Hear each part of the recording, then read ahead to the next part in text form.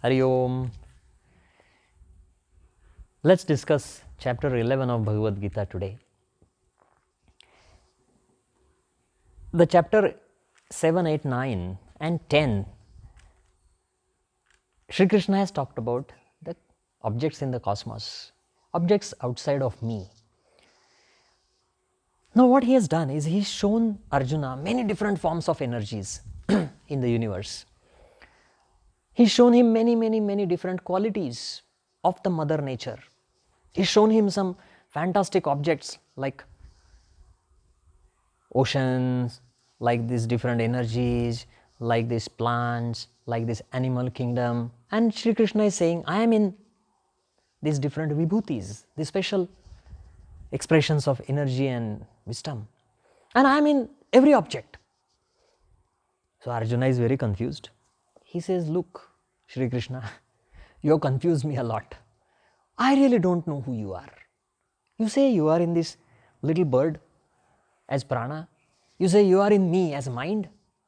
You say Arjuna is the Paramatma in, like Arjuna is the divine in Pandavas. I am really confused. Can you just show me one form that makes sense, that will make sense to me with whatever you have said before, so that I can connect everything, a bigger picture, an integrated picture. It's like if you see a engine here, okay, engine, good. Then a gearbox, then 4 doors, then 4 wheels, then a steering wheel, then glasses, then seats, then this steel, plastic, all these things, doesn't make sense. But if you assemble that into a car, then your mind can easily understand that. And that is exactly the problem that Arjuna had. So he was asking Shri Krishna to show him one integrated form which will make him understand the whole picture. So this is the subject of chapter 11, the integrated Paramatma dimension. Now this Paramatma dimension is a cosmic form. To show the cosmic form, you cannot have gross mind, because with the gross mind I can only see the separate things. So Shri Krishna is aware of that. So he tells Arjuna that, look, with your regular gross mind, it's impossible for you to comprehend and understand this cosmic form. So what I will do is I will give you Divya Drushti. Divyam dadami te chakshuhu. Shri Krishna says, I will give you that divine dimension, that transcendental mind. And this is exactly what is state of samadhi. So Shri Krishna awakened the Kundalini energy of Arjuna and he took him to the self-realization state. And what Arjuna saw in the states of self-realization is this cosmic form. So if you are interested in samadhi, if you want to know what Buddha saw in nirvana, what the masters saw in enlightened state, it is this form. And that is why for a yoga practitioner, this chapter becomes even more important. So Arjuna was given this divine transcendental mind through which he could see the cosmic form. And then what did he see? This is the description of chapter 11. What first he saw is all the objects in the world, all the objects in the cosmos, in the universe, they started merging and melting together. Everything looked very beautiful, but all of that beautiful objects start merging into fire. Arjuna could not understand what's happening. Everything that he had known previously as the manifested world and universe and galaxies and suns, solar systems and everything, they all started merging. So there was no more different forms and shapes. It all had merged into one. The identities that all these forms carried, Arjuna was seeing the identities merging together. There is a very beautiful verse in chapter 11 which says, Divi Surya Sahasrasya Bhaved Yuga Paduttitha Yadibha Sadrushi Sa Syad Bhasastasya Mahatmanaha. So he says to Krishna, look what I am seeing. It's your form. The light of this energy is so much more that, so much intense that even 1,000 suns, if they sparkle in the sky at the same moment, it will still appear like a ray of light in front of the sun. See this concept. It is that powerful. Now this same verse that I just mentioned, Divi Surya Sahasrasya Bhaved Yuga Paduttitha, is narrated by a very famous scientist. His name was J. Roberts Oppenheimer. He is regarded as the father of the nuclear weapons. He was the architect of this first nuclear weapon that was designed by the United States, that was tested in Manhattan. It was like Manhattan Project was the code name for that. So when he saw this explosion, nuclear explosion for the first time, he was the father of it. So what he said was written down in the official records, the government records, and this is what he said. So the verse is narrated there. It's interesting that he was such a big fan of Bhagavad Gita, and they say that he used to carry Bhagavad Gita copy in his pocket all the time. The American scientist, J. Roberts Oppenheimer. But anyway, this is the form that Arjuna is able to see. And then Arjuna is more confused because he can't see the beginning of it. There is no birth. He cannot see any birth of this form. Then there is no middle and there is no end to it. There is no Adi, there is no Madhya, and there is no Anta. No beginning, no middle, and no end. Not just that, but he was able to see the Brahma, the creator, there, inside that form. Vishnu, the operator, organizer, the managing energy, there. And the destruction, Shiva, Rudra, there. All these three energies that are understood to be God, they are there, contained within that form. The form is larger, the energies are a part of it. That made Arjuna even more humble. He could not understand what's happening. Then what he saw was the entire cosmos with galaxies and stars and planets, even the sun and the moon that we see from Earth, everything contained in a very small space in that infinite form. The vibhutis that I discussed in chapter 10, all of these energies, all of these people, all of this Pancha Mahabhut, the earth, water, fire, air, space, all of these animals, all of these trees, plants, everything is a very tiny bit in that cosmic form.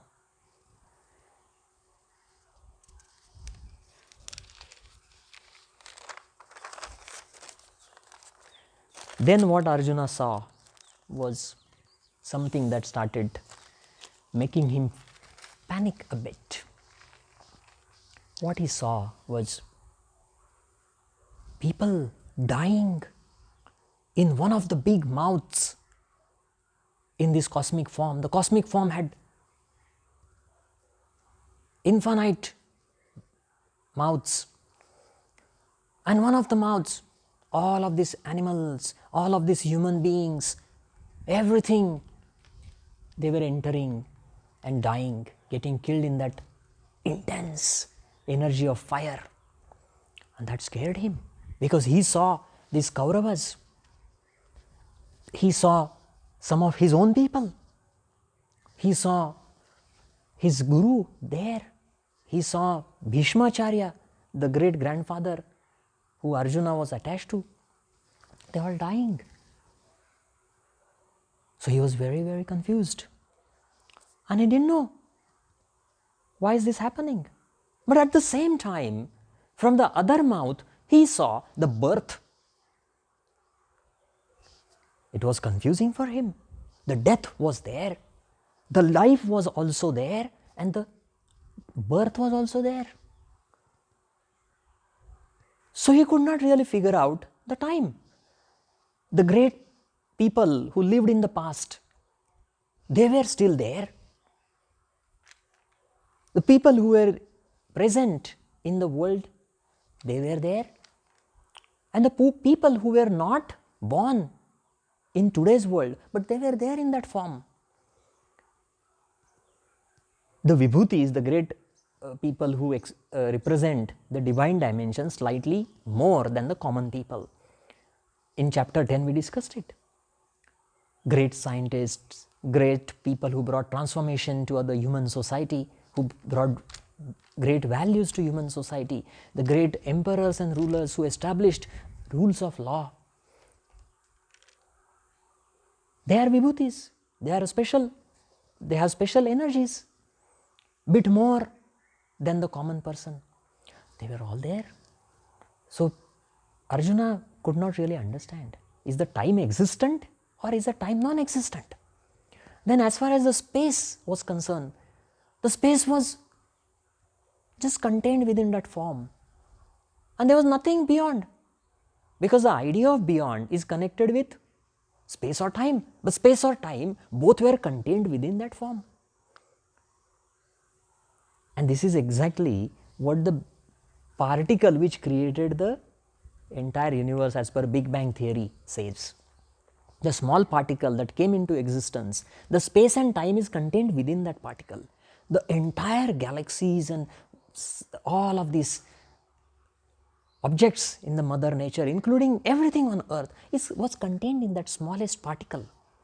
This is exactly what Arjuna is able to see in that contained experience of Paramatma. He was able to see time and space without any discrimination. The whole space was contained, time was contained.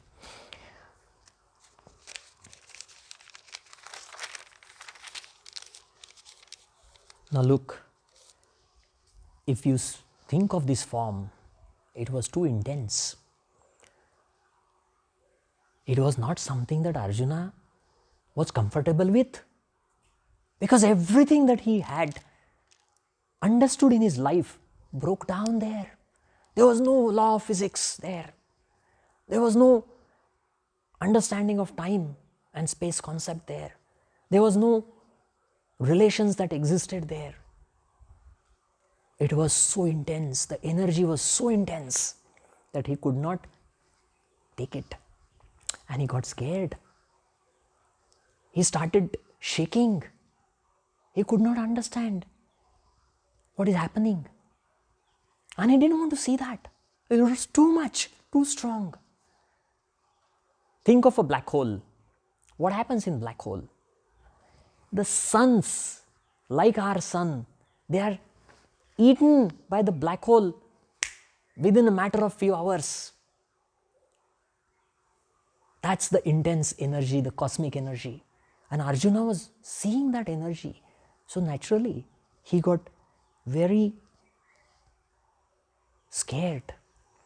And then he requested Shri Krishna. He said, please. There's a very beautiful verse. He says, Adrushta purvam rushitoshmi drushtva bhayene cha pravyatitham manome. You have shown this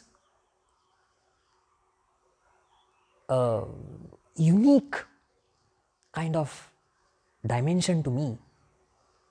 I am excited to see it, but at the same time, I am suffering because I can't really handle this. So he requests, Tadeva me darshaya deva rupa prasida devesha jagan nivasa. He says, no, please take this form back. I can't handle it anymore. I want to see a benevolent,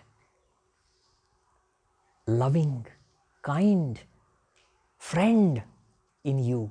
I can't handle this. And with this request, Sri Krishna takes him out of that state of samadhi or experience, and he brings him back. And when Arjuna sees Sri Krishna with a beautiful smile, then he is very relaxed.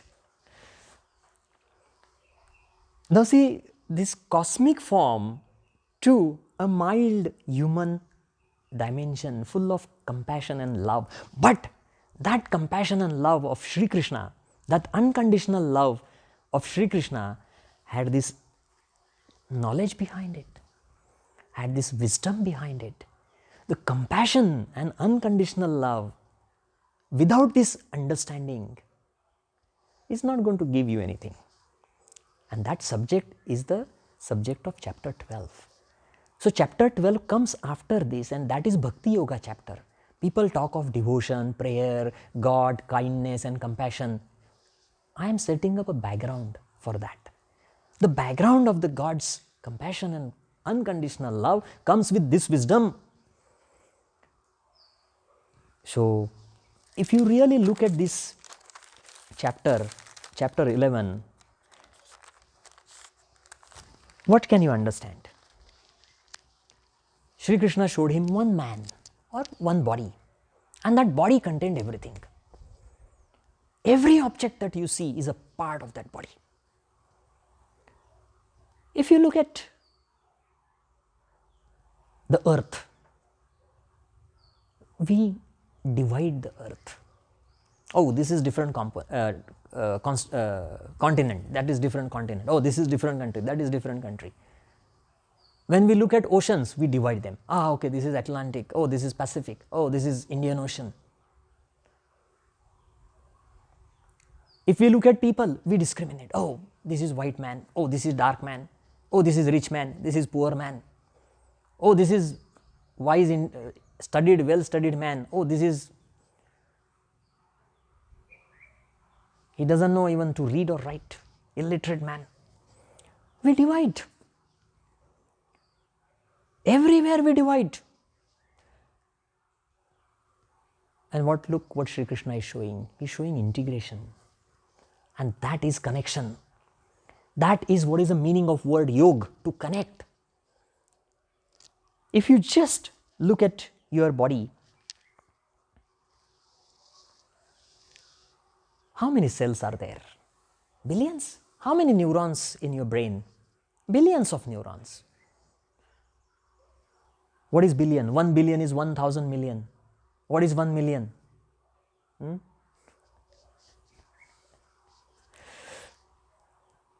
100,000 multiplied by 10.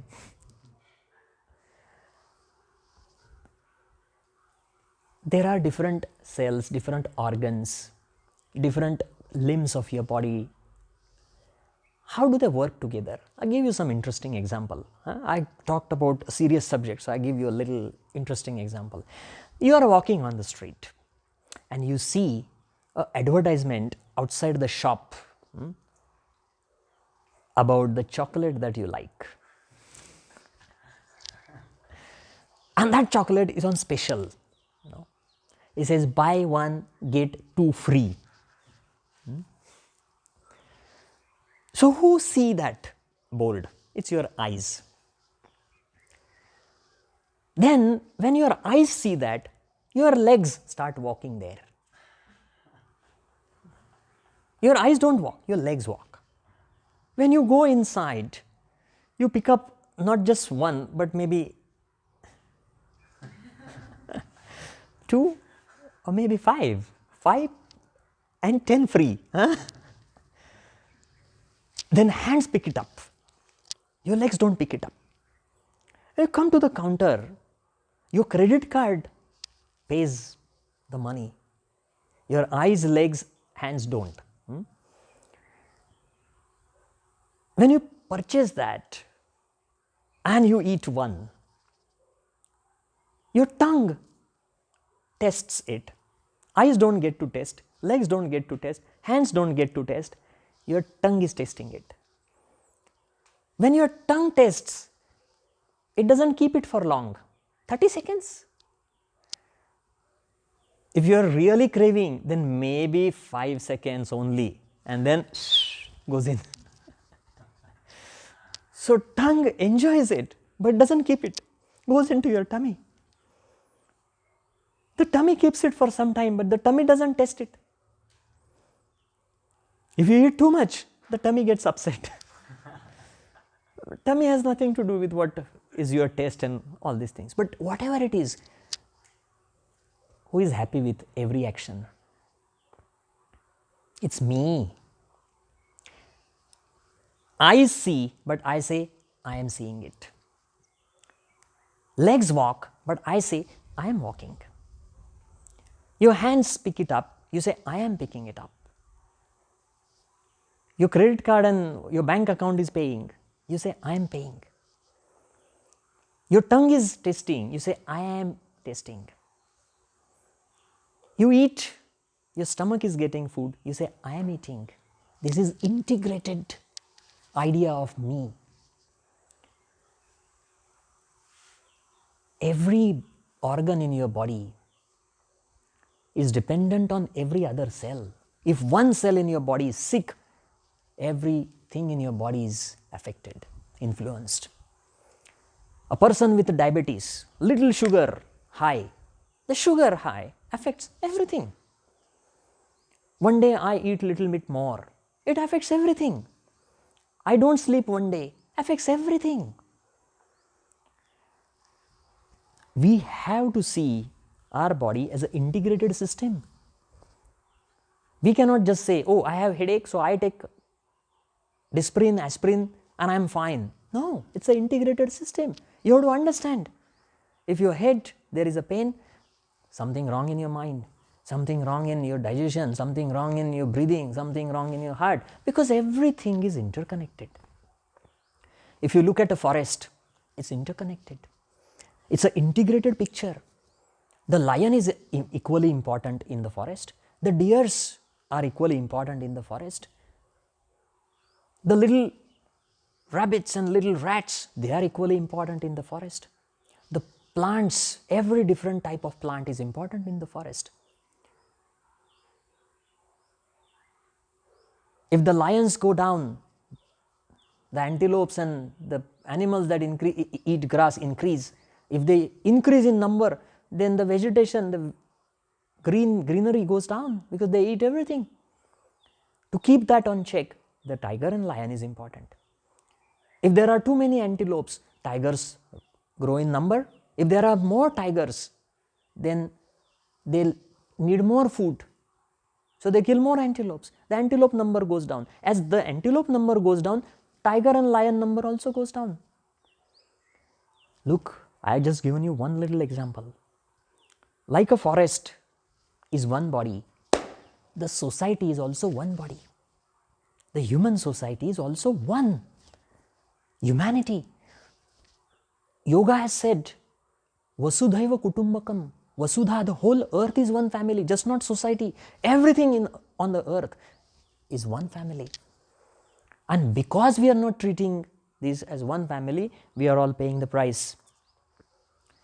A country should operate like a one integrated body. In a country, if there is discrimination and certain sections of the society are not treated well, it creates disharmony.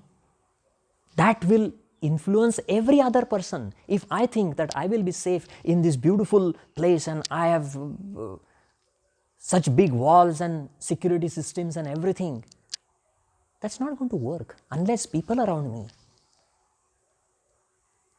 are contained and peaceful. This is the idea that one can derive from this integrated, aligned picture. If you look at the corporates are also same. In every corporation, every department is important. You can't say, oh, this HR department is not so important, only sales department is important. You can't say that manufacturing department is not as important. You can't say finance is not as important. Everything is equally important. If one department or one person is not functioning well, it affects the whole organization. And that's why these quality initiatives came in. They have one vision, one mission. You all know the quality initiatives that the corporations take in every association, organization. So the concept here is, even in the family, it should be integrated. The family structures in today's world are not really working well because people are not recognizing the role of every member in that family. Even between husband and wife, they are not equally respecting each other's roles. That's where the problems start. When I think I am more important, that's where the family starts breaking down. So we have to look at this integrated picture and find way to connect with that energy. That's the message of chapter 11. So I'm going to stop here. Hari Om.